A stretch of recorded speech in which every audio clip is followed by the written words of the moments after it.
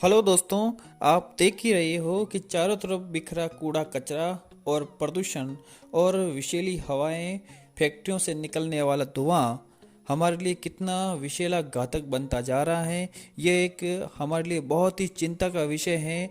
ये एक सबसे बड़ा ग्लोबल वार्मिंग है जो हमारे लिए सबसे बड़ा खतरा बनता जा रहा है। इससे फैली कूड़े कचरे से फैली विषैली हवा जो हमारे लिए हर दिन एक बीमारी को जन्म देती जा रही है। तो ये एक ग्लोबल वार्मिंग है जिसे इस संकट को हमें पहचानना होगा, समझना होगा। आज के युग में मनुष्य दिनों दिन कई तरह की नई नई तकनीकें विकसित करता आ रहा है। विकास के लिए मनुष्य कई तरह से प्रकृति के साथ खिलवाड़ कर रहा है, जिसकी वजह से प्रकृति के संतुलन को बनाए रखने में बहुत ही मुश्किल हो रही है। इन सब के कारण धरती को कई समस्याओं का सामना करना पड़ रहा है, जिनसे ग्लोबल वार्मिंग एक बहुत ही भयंकर समस्या है।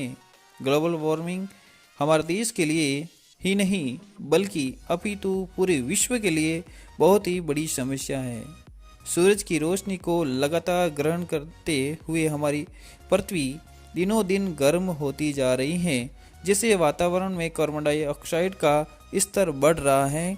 इस समस्या से न केवल मनुष्य बल्कि धरती पर रहने वाले प्रत्येक प्राणी को नुकसान पहुंच रहा है और इस समस्या से निपटने के लिए प्रत्येक देश कुछ न कुछ उपाय लगातार कर रहा है, परंतु ये ग्लोबल वार्मिंग घटने की बजाय निरंतर बढ़ते ही जा रही है। इस समस्या से निपटने के लिए लोगों का इसका अर्थ, कारण और प्रभाव पता होना चाहिए, जिससे जल्द से जल्द इसके समाधान तक पहुंचा जा सके। मनुष्य अपनी सुविधाओं के लिए प्रकृति से छेड़छाड़ करता आ रहा है। मनुष्य ने धरती के वातावरण को संतुलित बनाए रखने वाले पेड़ पौधों को काट कर वातावरण को अत्यधिक गर्म कर दिया है, जिसके कारण समुद्र का जल स्तर बढ़ रहा है। समुद्र के इस जल स्तर बढ़ने से दुनिया के कई हिस्से जल में लीन हो जाएंगे, भारी तबाही मचेगी। ये किसी विश्व युद्ध या किसी एस्टेरॉयड के पृथ्वी से टकराने से होने वाली तबाही से भी ज़्यादा भयानक तबाही होगी। ये हमारी पृथ्वी के लिए बहुत ही हानिकारक सिद्ध होगा। अगर इस तरह से ग्लोबल वार्मिंग बढ़ती रहेगी तो जो भी बर्फीले स्थान हैं वो पिघल कर अपना अस्तित्व खो देंगे। आजकल गर्मी और अधिक बढ़ती जा रही है और सर्दियों में ठंड कम होती जा रही है। जब हमें सर्वे को देखते हैं तो हमें पता चलता है कि पृथ्वी का तापमान धीरे धीरे बढ़ता जा रहा है। कार्बन डाइऑक्साइड गैस के बढ़ने की वजह से कैंसर जैसी बीमारियां और अधिक बढ़ रही हैं।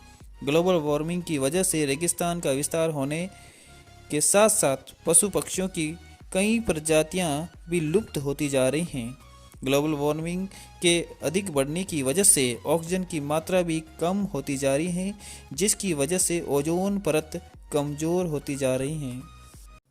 यदि ग्लोबल वार्मिंग को नहीं रोका गया तो इसका भयंकर रूप हमें आगे देखने को मिलेगा, जिसमें शायद ही पृथ्वी का अस्तित्व ही ना रहे।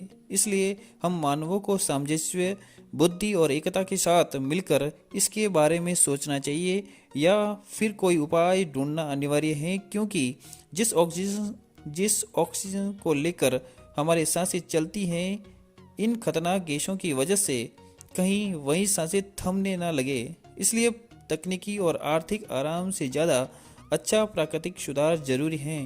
ग्लोबल वार्मिंग को कम करने के लिए जितने हो सके उतने प्रयत्न जरूर करने चाहिए। वृक्षारोपण के लिए लोगों को प्रोत्साहित करना चाहिए, जिससे कार्बन डाइऑक्साइड की मात्रा कम हो सके और प्रदूषण को भी कम किया जा सके। ग्लोबल वार्मिंग की समस्या को गंभीरता से लेते हुए सभी देशों को एकजुट होकर कानून पारित करना चाहिए। लोगों को इसके परिणामों से अवगत कराने के लिए सेमिनार करवाने चाहिए, ताकि सभी व्यक्ति इसके घातक परिणामों को जान सके, जागरूक हो सके। ये समस्या किसी एक की नहीं बल्कि उन सभी की है जो धरती पर सांस ले रहे हैं। ग्लोबल वार्मिंग को रोकने का कोई इलाज नहीं, इसके बारे में सिर्फ जागरूकता फैलाकर ही इससे लड़ा जा सकता है। हमें अपनी पृथ्वी को सही मायने में ग्रीन बनाना होगा। पृथ्वी को साफ सुथरा रखना होगा, कचरा नहीं फैलाना होगा।